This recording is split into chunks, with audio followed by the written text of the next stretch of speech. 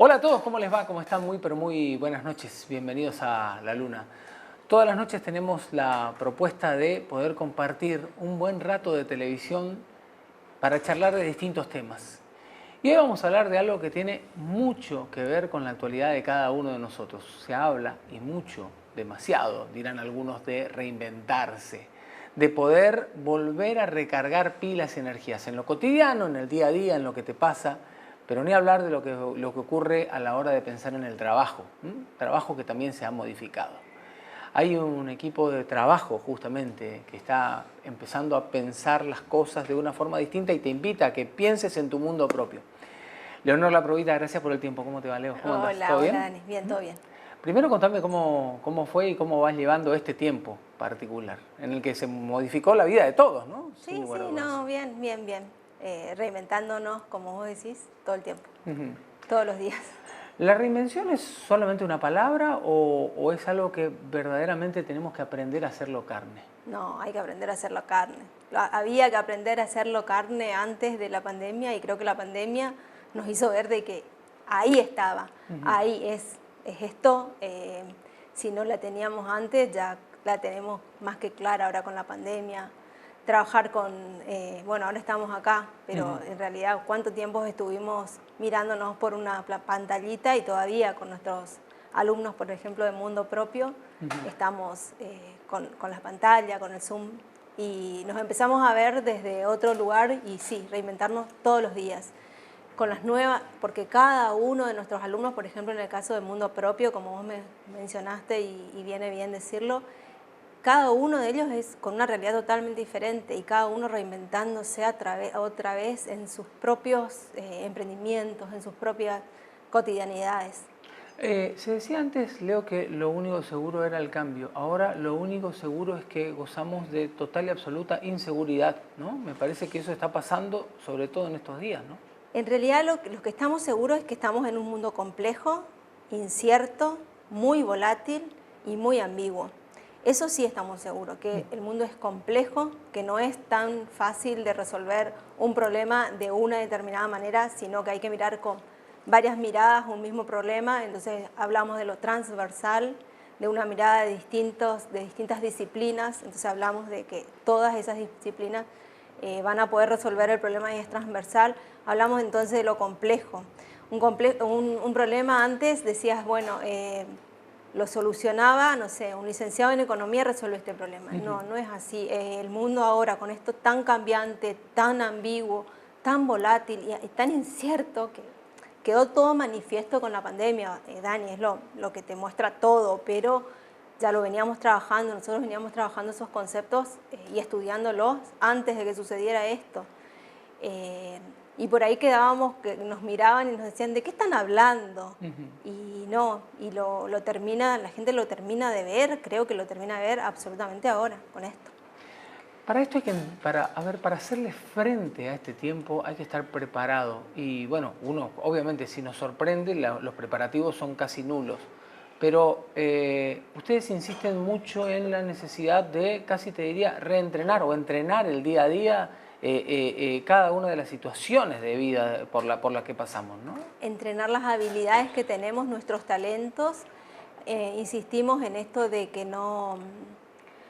los talentos no solamente son los que traemos o los que nos hicieron creer de que traemos innatos, sino que los talentos se entrenan y que si antes yo no fui buen periodista, pero lo empiezo a entrenar, puedo lograrlo. Lo mismo con los números, por ejemplo, yo desde mi área, que soy contadora, todo el tiempo hablo a las personas comunes para que puedan entender sus números y que no les parezcan tan alejados desde su vida, porque son sus números, no son de otros, son sus números. Entonces hablamos de las finanzas personales y las finanzas amigables.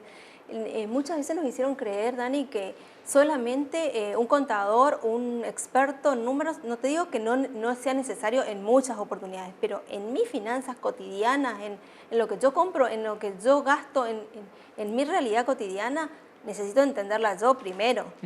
Y eso es un entrenamiento. No solamente las planillas están para que los hagan otros, sino para que en el día a día uno tenga conciencia de en qué gasto, cuáles son mis ingresos, a dónde destino, cuál es el monto que estoy destinando que me representa en tal o cual gasto, puedo disminuir, o sea, hay muchas cosas y muchas preguntas por hacernos en todo eso. Pues sabes que, haciendo un paréntesis con esto que acabas de mencionar, realmente a mí me ocurrió el ver que, yo siempre digo, ¿dónde estaban? Siempre me preguntaba, ¿dónde están las goteras de mis finanzas, ¿no? Y este tiempo me ayudó a ver dónde verdaderamente había una inversión, que no era inversión, que era un gasto, que uno casi no lo consideraba.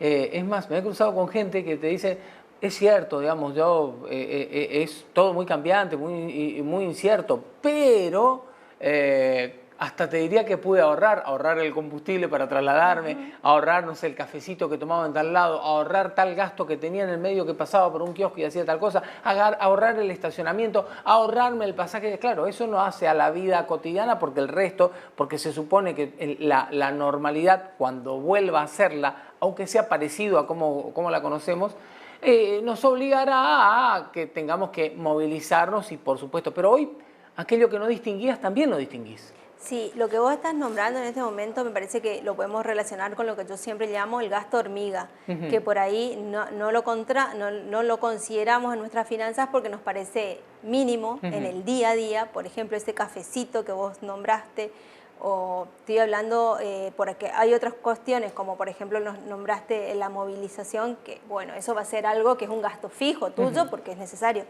Pero por ahí el gasto hormiga, que pasás por un kiosco y te compras un chicle, pasás por ahí y no te estás dando cuenta que está bien, nadie dijo que esté bien o está mal, digamos, pero que existe. Entonces, y ese que vos decís agujero, en realidad yo le llamo gasto hormiga, y que sí está bueno contabilizarlo, porque ese gasto hormiga es algo que se puede prescindir.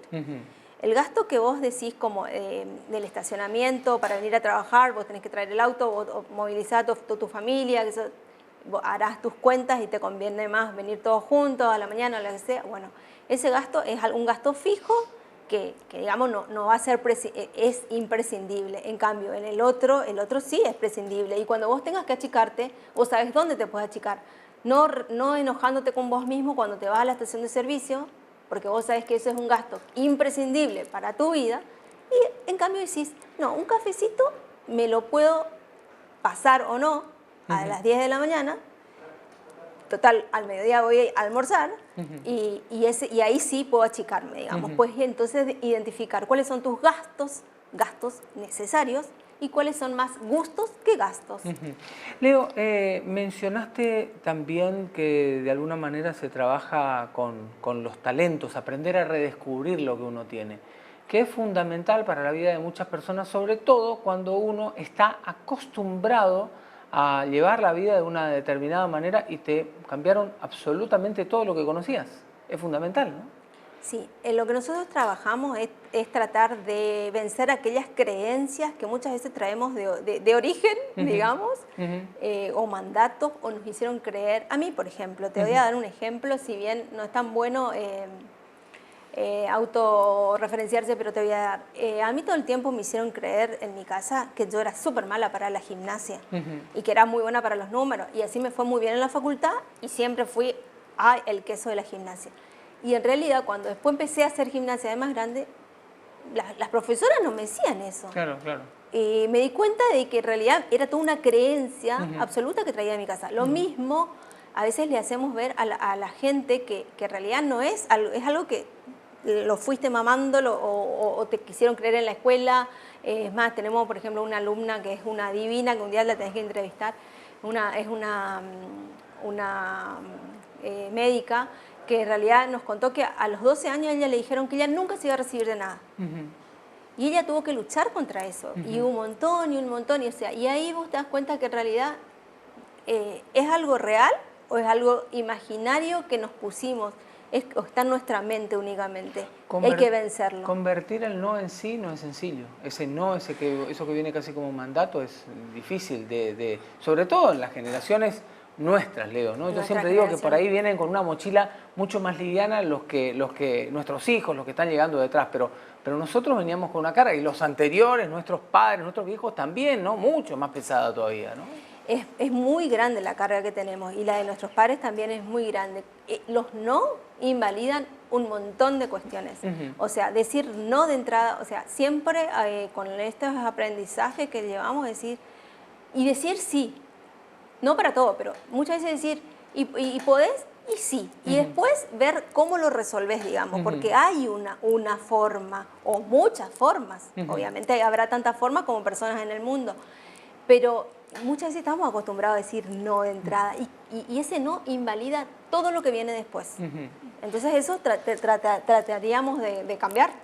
¿Cómo hacemos para derribar muros tan sólidos en la vida de todas las personas? En el día a día, esto que vos decís, que tiene que ver casi con lo cotidiano, con lo que hemos venido mamando, que después se trasladan a la actividad cotidiana, al laburo, a la formación de la familia. ¿Cómo uno aprende a derribar esas paredes y no siente que se le cae verdaderamente el muro arriba de la cabeza? Mira, creo que cada uno tiene su receta, no es una receta única para todo el mundo, Dani, es algo que no podemos decir que va a ser una receta única para todo el mundo. A veces con las crisis y con las cosas negativas que nos pasan, si las podemos transformar en positivo y lo podemos ver, creo que nos hacen crecer. Si nos quedamos con lo negativo, seguramente vamos a repetir tantas veces, como decía mi psicólogo en un momento determinado, hace muchos años que yo iba y no lo terminaba de entender ahí. Si te quedás con lo que te pasó y que era para un aprendizaje, seguramente te va a pasar tantas veces hasta que aprendas. Y me lo decía así, yo decía, ¿viste? ¿Qué me está diciendo? Y hoy lo entiendo perfectamente, digamos, es que podamos transformar eso negativo o ese aprendizaje, porque no lo negativo, sino esa experiencia que nos tocó, que nos toca, si uno lo puede transformar y ver el para qué de esa experiencia y superarla, eso seguro que te ayuda.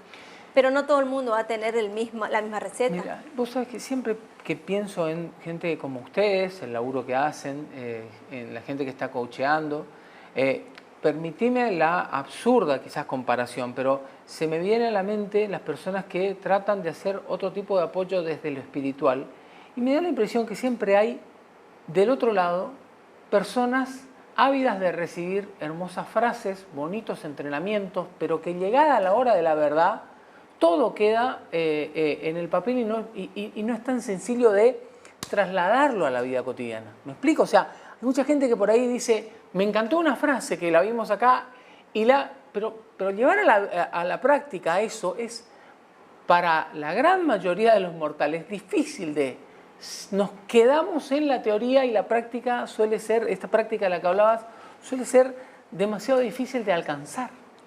Sí, Dani, puede ser, pero creo que es esto de que decimos de nuevo, entrenar. O sea, te lees un libro. No es que con leer un libro vos al otro día podés aplicar todo lo que dijo ese libro. Lo mismo pasa en la facultad. Te lees un libro de economía, tenés que rendir economía, y no al otro día sabés aplicar todo lo que estudiaste de economía. O sea, vas a necesitar de la experiencia para poder desarrollar lo que aprendiste teóricamente y luego lo vas a tener que desarrollar en la práctica. Lo mismo pasa acá, o sea, va a ser este entrenamiento, más otro entrenamiento, más un libro, más otra cosa. La sumatoria de todos los entrenamientos y las ganas de superarse de cada uno va a ser que uno dé los pasitos. Y además siempre tenés que no estar en esto de decir, es difícil. Sí, ponele que sea difícil. Sí, vamos, partamos de que sea difícil. Pero por eso, no, me quedo acá en mi zona de confort, porque también es eso, o sea, dar un paso más. A veces, por ahí yo digo, yo no necesito, pero es que me falta. Si yo no lo hago, me falta. Es como que tengo que hacerlo, porque yo, por ejemplo, me siento totalmente en deuda con la sociedad desde el momento en que yo nací en una situación sumamente mejor que otras personas. Entonces, tuve una universidad pública, tuve familia, tuve un montón de cuestiones que yo me siento en deuda con la sociedad. Entonces, yo digo, algo le tengo que dar a la sociedad. Algo de lo que me dieron, que lo que sea el universo, otros llamarán Dios, yo lo llamo Dios, pues yo creo en Dios, me dio mucho. Entonces, tengo que darle algo, Dani. Y en este dar, también creo que otro recibe y que es todo un círculo virtuoso de entregar y que otro y te vuelven miles de cosas que vos no sabés ni cómo. Pero yo personalmente, vos sabés que soy católica, bueno, vos sabés, fuiste mi testigo, creo que esto es algo divino también, ¿entendés? Y dar este pasito no es algo que vos decís, de repente, es uno a uno. Cuando tu hijo empezó a caminar, cuando Camila empezó a caminar, no empezó a correr. Dio el primer paso y todos lo alentábamos. Yo la alentaba, era una de las que la veía. Todos lo alentábamos. Así también acá. Somos seres finitos, cortitos, chiquitos, pero que vamos a dar un pasito y nos tenemos que alentar. Y nosotros mismos no nos tenemos que auto boicotear. Somos los primeros que nos tenemos que alentar. ¿Pensás que eso se está haciendo hoy con esta situación por la que estamos atravesando? Digo, desde varios puntos de vista. Tomemos primeramente la invasión mediática y el exceso de información, esa pandemia informativa con la que recibimos, que están los que ven tienen una mirada y los que tienen la mirada totalmente opuesta. El resto de la sociedad recibe, si comparo con esta imagen, el aliento de que vamos a caminar y alguno que dice, no, vos no vas a poder caminar nunca. Porque ante ese escenario también estamos parados como seres humanos, como sujetos hoy. Por más que querramos abstraernos, todo eso está pasando hoy. Sí, pero está dentro de todo. Hoy tampoco podemos comparar. Lo de hoy que está pasando hoy es algo muy especial. Es muy especial. Sí, es una excepción, digamos, ¿no? Es una excepción. Y hoy es como que también nos podríamos dar permiso a tener miedo, a tener incertidumbre, que no sabemos, porque esto llegó de repente y sin un paraguas, digamos. No estábamos, nadie tenía un paraguas. Tal vez algunos que teníamos mayor flexibilidad y adaptación al cambio pudimos hacer algo más, pero no es para juzgar a nadie, digamos. Esto es un momento muy especial. A veces incluso se muestra un montón de solidaridad y hay otros momentos que se muestra un montón de discriminación, o sea, fíjate, y no sé si está bien o mal, porque todos tenemos derecho a no saber qué hacer en este momento que fue nuevo, histórico, diferente, totalmente distinto. O sea, sería bueno que saquemos lo mejor de nosotros, sería lo mejor, pero a veces no nos pasa y tampoco no está bueno castigarnos por eso, ¿no? Yo creo que no. Leo, ¿qué se le dice a la gente que hoy, pongamos un ejemplo, cualquiera, una persona que le cayó la tormenta encima sin el paraguas, como a todos, solamente que algunos pudimos quizás correr más rápido para protegernos o no, ya se verá con el tiempo, y otros lo agarró la peor de las tormentas y tuvieron que abandonar hasta sus propios sueños o aquello en lo que tenían invertido buena parte de su vida? Mirás vos hoy, alrededor hay gente que se ha quedado sin laburo, pero gente que ha decidido en algún momento emprender y que esta situación los ha tirado abajo. ¿Cómo se vuelve en un momento, en un cuadro como este? Porque acá no hay que dejar de lado la realidad en la que estamos inmersos. Sí. Sí es cierto que hay mucha gente locales que cerraron. A toda esa gente yo les diría que hay que reinventarse. Con esa palabra que empezamos la charla, esa palabra es mágica porque tal vez hay mucha gente que el otro día, una persona que la otra vez me llamaba y me preguntaba, pero ¿qué hago reinventándome si yo trabajaba en el río y era guía de pesca? ¿Y ahora qué hago? Ni agua hay. Y entonces estábamos hablando y yo le decía, pero vos podés contar tantas historias y hay nuevas formas de comunicación mundial, digamos, porque esto también nos quedó evidenciado y que, por ejemplo, el Zoom traspasa las fronteras, o sea, estamos y entonces y vos podés contar hasta tus propias historias y la gente te va a escuchar y entonces me decía, vos sabés que yo no lo había visto y sí y no, y bueno, y no necesariamente lo tenía que haber visto, y por ahí eligió otra cosa, digamos, pero en ese momento es un chico de Boya y entonces me decía, y vos sabés que me dan ganas ahora de escribir un libro de todas las historias y las anécdotas que tengo. Y entonces le digo, bueno, eso se llama reinvención, digamos. Y sí, y por ahí había puesto un montón pero no sabemos tampoco cómo va a terminar esto. Claro. Esto todavía estamos en el medio de la tormenta, estamos como surfeando la ola. Todavía no podemos decir, hace esto mañana. Sí, ir pensando y no abandonarnos a nosotros, decir, no, esto ya no va más, esto no voy a seguir, no. En eso yo no les recomendaría que nos quedemos. Leo, más allá del mundo propio, desde tu punto de vista, ¿cuál es el mundo que se nos viene?